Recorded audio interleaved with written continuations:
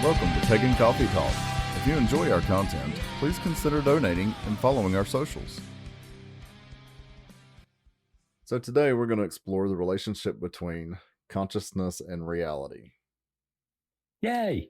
Where do we start with this? And why don't you tell me a little bit about what drew you to this topic at any particular point? There is the topic, or there is this concept in occult practices that we create our own realities through our own thoughts. That's how they believe reality is created.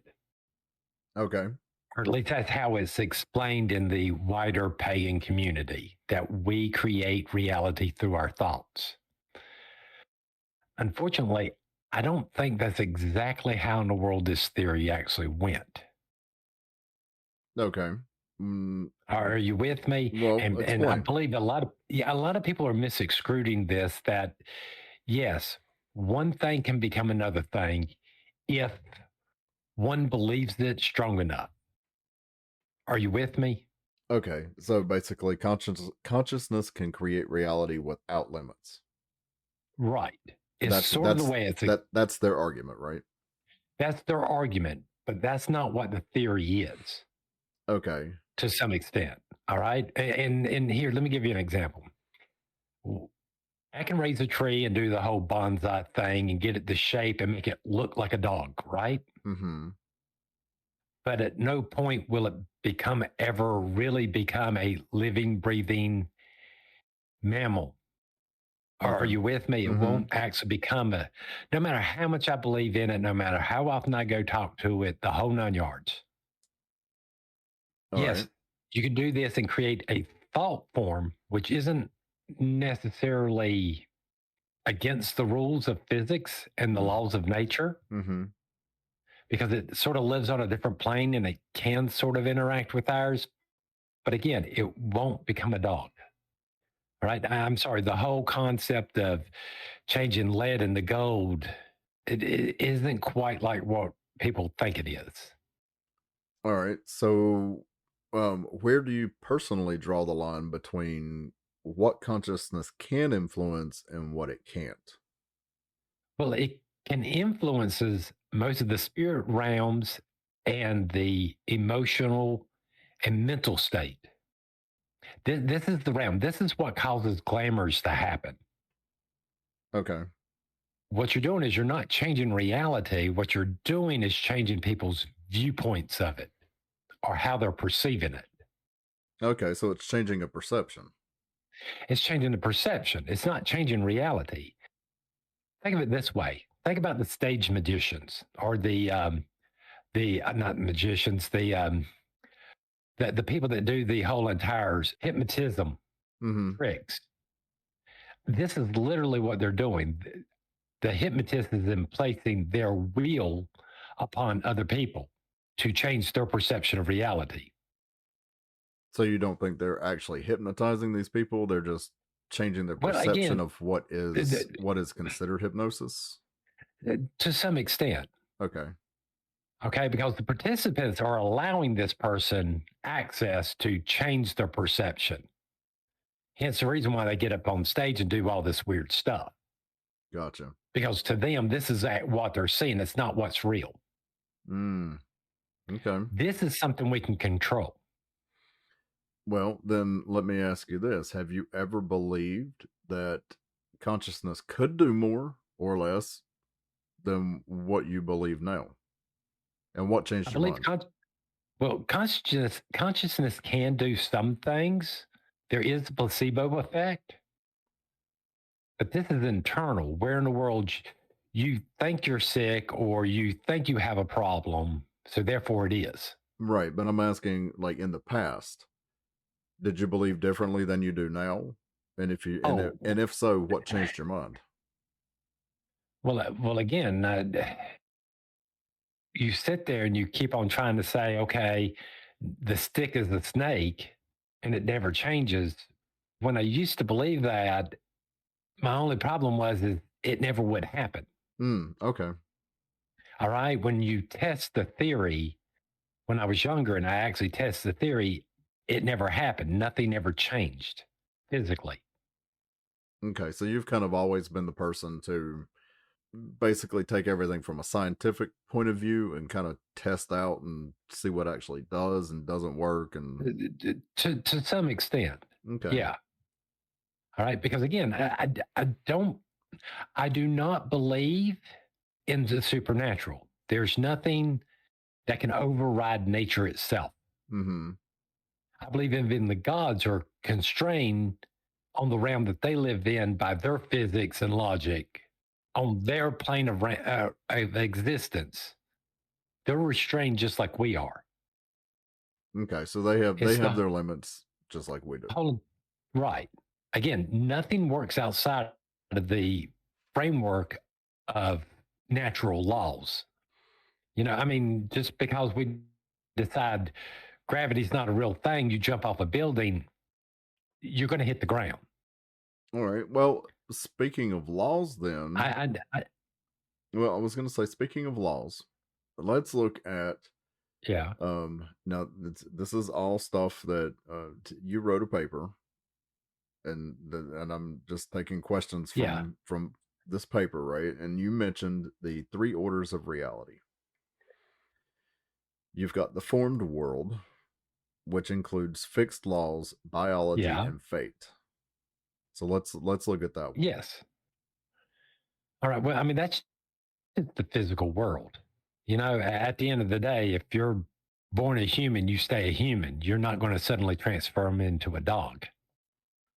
Okay, but um, you said fixed Eh, laws, These biology, are fit. and fate. So how do eh, these Right. fit into this conversation? Well, again, these are things can't be changed no matter what in the world you do. All right. Again, gravity works. There's, as of right now, there's no theory or technology that allows us to not be influenced by gravity. Are you with Hmm. me? Well, then talk a little bit about So the subtle world, which is symbol, psyche, and meaning. this is the stuff where things start getting a little bit more iffy. We're a little bit more into the psychology of people, into that semi inner world Hmm. where things have to be questioned. So, do we behave this way because we're programmed to, or do we behave because that's the way we think we should behave? Hmm. Those are all interesting questions. All right. And again, this is where in the world we're starting to get into the realms of that stuff that's, well, what behavior does a dog have? Well, unfortunately, humans can mimic those behaviors. So are they really that dissimilar? So this is where this realm is. It's that stuff to where it don't quite fit the picture or the mold. There is a little bit of flexibility there. All right. Well, then what about the casual world? This is will, intention, and magical causation. This is that line. This is the complete spiritual world. You have two modes. All Hmm. right. Here, you have it to where form fits function. Okay. In the spiritual world, it's the other way around. Form follows thought in the spiritual world. In the physical world, it's the other way around. Hmm. In other words, we're limited by a chair is always a chair. Its function is already declared by its form. Are you with me? Yeah. When we're on the spiritual realm or in the astral plane, it's the other way around. You can literally create whatever you want and it will become form in front of you. You just can't do it in this reality. Yeah. No, that makes perfect sense. So on the astral plane, yeah, we can do this all day. You can create chairs and stuff that don't exist in this world. Those freaky models that one guy made. Okay, so after a little bit of technical difficulties, you were talking about the guy who made the freaky models. Yeah, the 3D optical illusion papers, Hmm. drawings. You know what I'm talking about? I think so. Yeah. In in this realm, these things are possible. because we can just imagine it. It will happen. All right. So, how do you see each of these shaping our lived reality? Well, again, we have to pull apart from what is in this world, what in the world we cannot affect. There's no spell to make the earth rotate backwards. Are Right. you with me? Mm-hmm. When we do magic and stuff, and we're talking about on this, we can only do magic within the laws of nature here. Because again, there's nothing more greater than nature itself. So supernatural doesn't actually exist. Nobody can break those laws. So Yeah. So basically, it's our consciousness can influence reality, not where anything is fixed, but where it's a little more flexible. right. Okay. Now, in your paper, you use the term plastic. What did Well, you mean by yeah, plastic? it's pliable. It's easy to move. Oh, okay. So yeah, flexible. Okay. It's easy. There are places in the world where, yes, the laws when we can't break the laws at times, we can maybe bend them a little bit, Mm-hmm. but we can't actually completely break them. All right. Well, then here's a question for you, out of All curiosity, right. since you brought this up. Have you ever tried to change something that you thought was pliable or flexible, and it turned out to be something that was fixed? Oh, God, who has it? Like what? Could you give us I an think, example? Lord, your hair color, your eye color, you name it. Okay. Think of all the spells that teenagers do. Well, true. Pick something, Yeah, I mean, if you really want to be honest, you know how hard it is to sit there and hold a cigarette in your hand going, no, it's something else. It's not really tobacco. It's something else. And then it doesn't change. Then it don't change. All right. I'm just saying. And yes, if everybody puts their mind in the right place, y'all know what I'm talking about Oh, here. I think most everybody's going to figure that So out really again, quick. but again, here's your point. Here's my point. Not a big leap. We're changing one plant for another plant, but it doesn't work. Gotcha. All right. Now, to get them just to confuse and muddy the water just a little bit more, Mm-hmm. you empty out a tobacco or you empty out a cigarette, you roll it up into a paper, and you tell someone it's this, that it is marijuana. Mm-hmm. They smoke it, then they start acting like it is. That's pliable. Okay, but Well, it's the same thing that happens when they take a group of kids or a group of young adults and give them non-alcoholic beer and tell them it's alcoholic. uh, The individuals think they're doing something else and start to act as if they have been drinking or doing drugs okay, but in because that they believe case, it to be so. but in that Well, again, case, I think it works because it tastes like beer. yeah, Tobacco tastes nothing like the other tobacco. I'm just saying. Again, the psychological, again, all we're doing is a placebo effect Eh, to some extent. Are you with what I'm saying?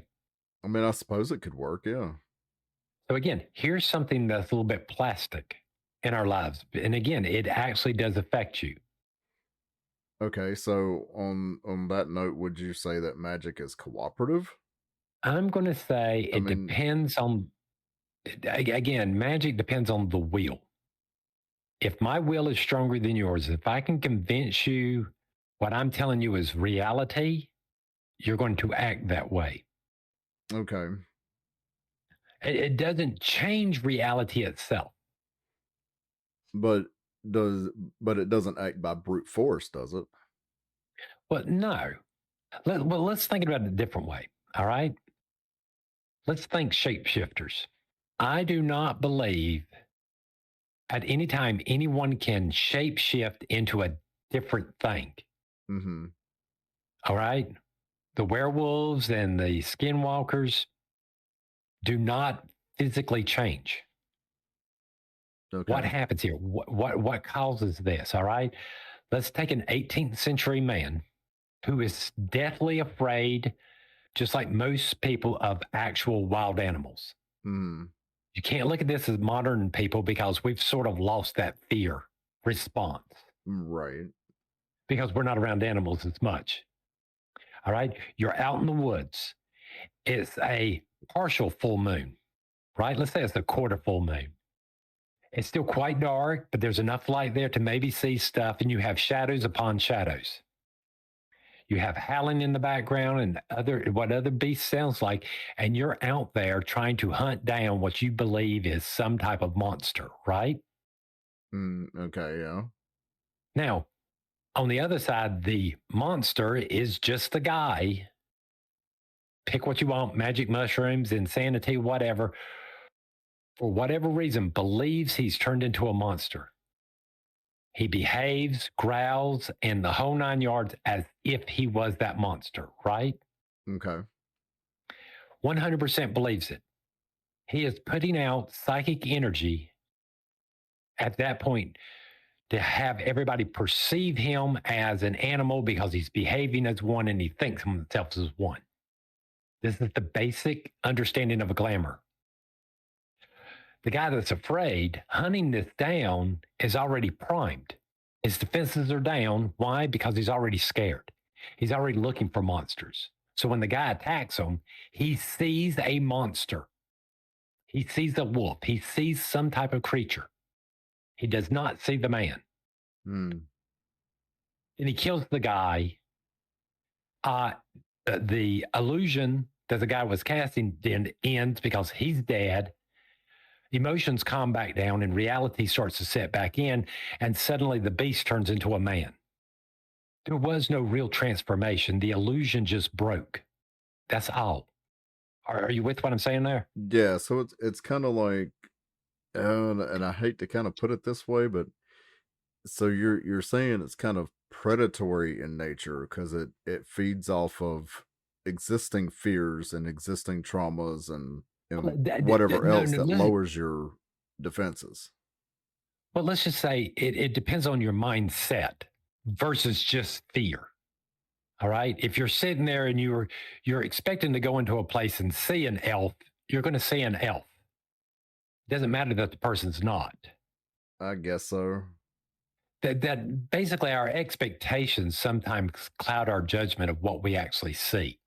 See, I don't know. I guess because I'm more of a logical person, I kind of find this topic a little irrational. Right. Do I want to see an elf? Yes. Am I going to? No. Well, again, if you're You know? primed. Well, again, if you're prime, if you're living in a world that's not ours, where there's still a mystique about certain things. Okay, yeah. All right. See, there's my point about this is you have to be steeped in this culture for these things to happen. That makes sense because not too long ago I just saw a video of an Irish lady talking about fairies, and and somebody asked her, "Do you truly believe that they exist?" And she was like, "Oh yes, just not how you Yeah. think they do." Right. But yeah, she was an older lady, so she came through all of that, and she was basically, like you said, she's all in it. She was brought up in it. Well, It was her way of life. well, again, just like I said on my example about the shapeshifters, I had to go back to the 18th century where we were more fighting with animals, on a regular basis. It was common to get torn up by wolves and other beasts for no other reason than you're in the wrong place at the wrong time. Hmm. We don't live in that world no more. No, we don't. So again, that fear is sort of lost. I mean, nowadays people go to zoos and these wild animals, lions and tigers will sit there and attack and people don't flinch because, well, there's this barrier there protecting them. Right. And unfortunately, and I'm going to say this not nicely, but sort of, unfortunately, a lot of people still have the idea of Disney in their head when it comes to these animals Yes. Yes, they do. to some extent. people don't fear wild animals like they should nowadays.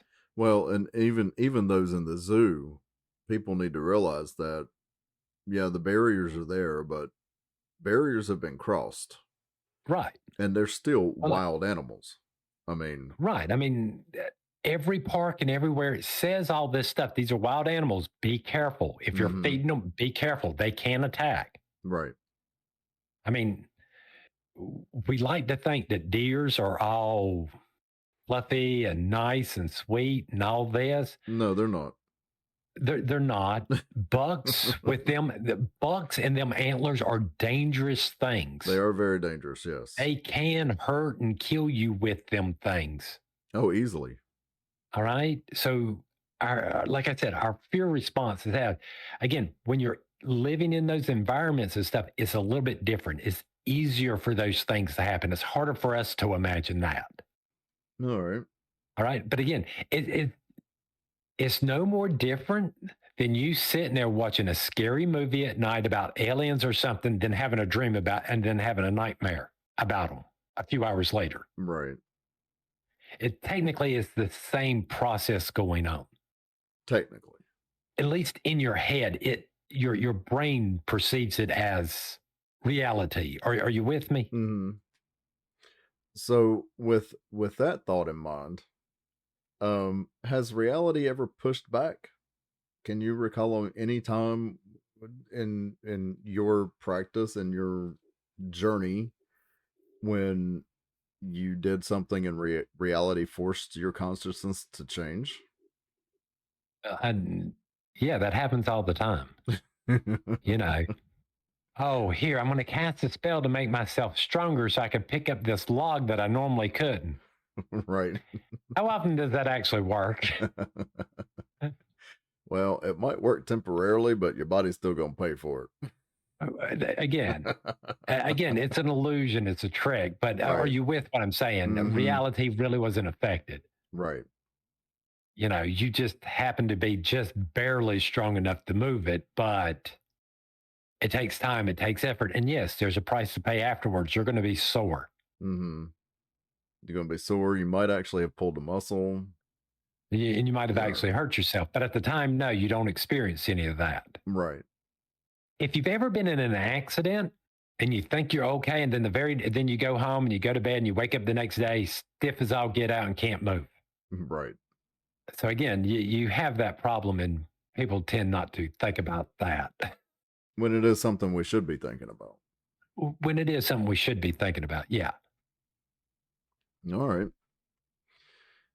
So I have another question for you. Are there any magical misunderstandings that come from confusing symbol or symbolic truth with literal truth? I think this is where we fall more into this whole entire manifesting destiny. Okay. We're in a world just by pure, oh, I'm going to be a good person, good things are going to happen to me. The world's a whole lot more random than that. All right. So you think that's more along the lines of a symbolic truth, and the literal truth Right. is that it just doesn't work that way. Right. Well, again, the idea here is that, sometimes good things happen to bad people and sometimes bad things happen to good people. Okay. And just because you haven't experienced that yet doesn't mean it won't happen to you. Eventually someone will die, a pet will die, somebody in and the whole entire illusion starts to fall apart. Oh, but I imagined, believed for years that my family would be great for years to come. And why didn't it manifest? Because that's not reality. Are there any ways that we can avoid or change our perception of that and maybe not mistake symbolic truth for literal truth? Well, first of all, we have to learn what the difference is between the two. Okay. All right. You have to figure out, okay, this is form. It cannot change. All right. Whatsoever. The desk in front of you, the computer screen, if you're driving in the car, that steering wheel in front of you cannot physically change. So you need to have some common sense. You need to have some logic. Have some, right. You need to have some logic there on what is possible versus what's not possible. Okay. We still have to operate within this reality. All right. This is part of our life. At the end of the day, you're going to get hungry. At the end of the day, you're going to get sleepy. You're going to get thirsty at some time. Mm-hmm. No matter what spell you do is not going to change any of this. You don't eat long enough, you're going to die. You're just going to waste away. You don't drink, you'll eventually die of dehydration. Okay. These are hard, steady facts. No matter what in the world you do, it's not going to change it. Hmm. Can you? I mean, again, but I hate to be this way. Yeah, you can get away with it for a little while, but you can't do it for your whole entire life. Are you with me? Yeah. Well, no, I mean it's going to break down at some point. Right.